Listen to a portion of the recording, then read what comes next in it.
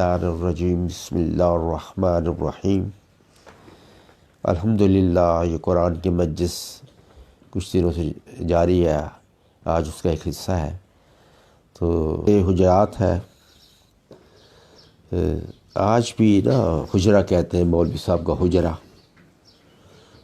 یہ چھوٹا کمرہ سا ہوتا ہے ایک سائڈ پر مسجد کے، تو یہ سورہ حجرات، یہ حجرات جمع ہے حجرے کی۔ نبی محترم مسجد نبوی کے سائڈ پر چھوٹے چھوٹے کمرے تھے جہاں نبی اکرم کی ازواج مطہرات تشریف رکھتی تھی، اور نبی محترم بھی وہاں جایا کرتے تھے، اب رات وہاں ٹھہرا کرتے تھے، دن وہاں گزارا کرتے تھے۔ تو یہ اس وقت سوسائٹی جو تھی نا، اس سے مثبت نہیں تھی۔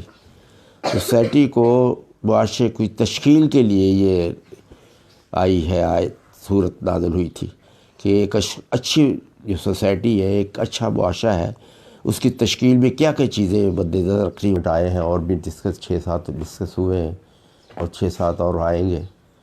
تو سوسائٹی کو بہتر بنانے کے لیے، محبت اور پیار استوار کرنے کے لیے، باہم تعلقات کو مضبوط کرنے کے لیے کچھ چیزیں ایسی ہیں کہ جو بتائی گئی ہیں۔ اور اس کا اسلامی اصول ایک موٹا سا یہ ہے کہ جو تم خود پسند کرتے ہو اپنے لیے، وہ دوسروں کے لیے پسند کرو۔ کیا؟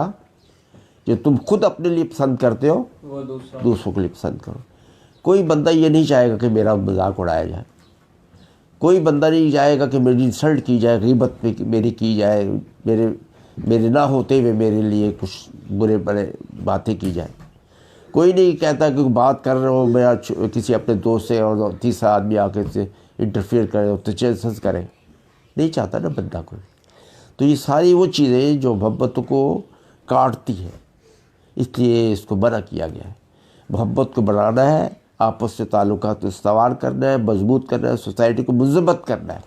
یہ ہے اسلام کا اصل مقصد، اور اس حجرات کا بھی، کہ تم لوگوں کو اگر چاہتے ہو کہ آپس میں محبت پیدا کرو، ہر وہ چیز چاہو دوسرے کے لیے جو تم خود چاہتے ہو، ہر وہ چیز اس سے نفرت کرو جس سے تم ذاتی طور پر نفرت کرتے ہو، اس کے لیے بھی نفرت کا جذبہ پیدا کرو، دوسروں کے لیے بھی۔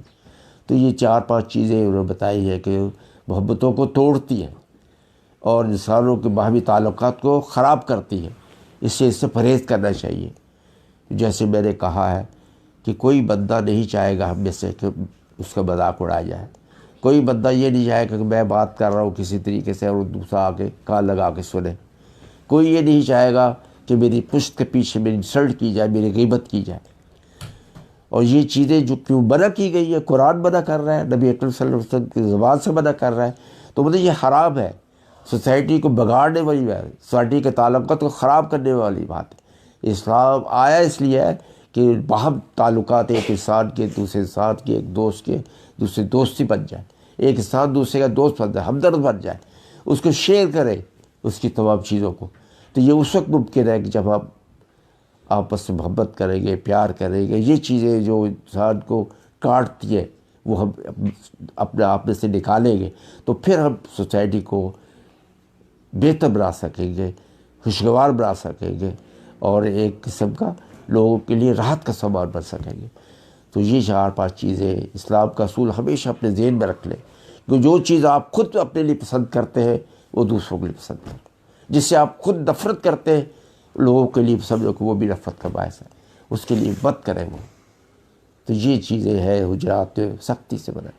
ہم مسلمان ہیں الحمدللہ، قرآن جو کچھ کہہ رہا ہے اللہ کی زبان سے کہہ رہا ہے، محمد عربی صلی اللہ علیہ وسلم کی زبان سے دہرا رہا ہے، اس کو ہمیں نہیں کرنا ہے۔ اگر ہم کرتے ہیں، اگر ہم نفرت بھی نہیں کرتے اور کرتے بھی ہیں، تو سمجھ لو یہ کہ دائرہ اسلام سے ہم نے اپنے آپ کو دور کرنے کی بات ہے۔ اس لیے ایک بہت بڑی حدیث سنائی ہے اس نے کہ ایمان کی کیفیتیں 3 قسم کی ہوتی ہیں۔ ایک تو یہ کہ آپ برائی کو دیکھیں، آپ زبان سے اس کو منع کرو، کوشش کریں، قوت کے ساتھ منع کریں، اور اگر آپ نہیں کر سکتے کہ سمجھتے کہ میری اتنی طاقت نہیں ہے، میری اتنی اپروچ نہیں ہے، تو آپ اس کو ہاتھ سے روکیں۔ اگر آپ ہاتھ سے بھی نہیں روک سکتے تو کم سے کم دل سے برا جانیں۔ تو یہ ایسی چیزیں ہیں جو سوسائٹی کو بگاڑ میں پیدا کرتی ہے، سوسائٹی کے اندر تعلقات کو توڑتی ہے۔ اگر ہم اس کو رائج رکھتے ہیں، ہم اس کو اپنی ذات سے ہٹاتے نہیں ہیں، اس کو روکتے نہیں ہیں، تو یہ سمجھو کہ ہماری ایمان کی وہ کیفیت جو انتہائی کمزور ترین ہے، جو ہم زبان سے برا سمجھے اس کو دل سے، تو اپنے ایمان کی خیر ماننی چاہیے۔ اللہ بھی ہمیں اس سے پرہیز کرنے کی توفیق عطا فرمائے، ہمت عطا فرمائے، تاکہ قرآن کا یہ حکم جو ہے سوسائٹی میں ہم رائج کریں، تاکہ سوسائٹی ہماری خوشگوار بن سکے۔ بس مجھے یہی کہنا ہے، باقی 6-7 چیزیں اور کل انشاءاللہ ڈسکس ہوگی سورۃ حجرات میں۔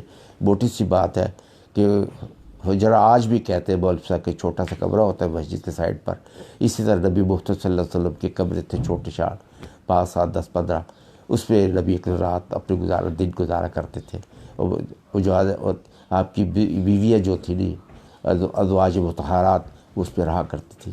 تو قرآن کا یہ ایک طریقہ کار ہے آیات کا نام رکھنے کا، کہ جو چیز اس پہ آتی ہے سورت کے اندر، اسی کو لے کر کسی ایک چیز کو اس کا نام رکھ لیا تھا۔ اس میں کیونکہ حجرے کا ذکر آیا ہے، حجرات کا ذکر، نبی اکرم صلی اللہ علیہ وسلم کے قبروں کا ذکر آیا ہے، اس سے کا نام حجرات رکھ دیا ہے۔ حجرات جمع ہے حجرے کی۔ بس آج یہی آپ کو کہنا ہے، کل انشاءاللہ 7-8 چیزیں اور رہ گئی ہے اس کے متعلق، وہ پھر بیان کی جائے گی۔ تو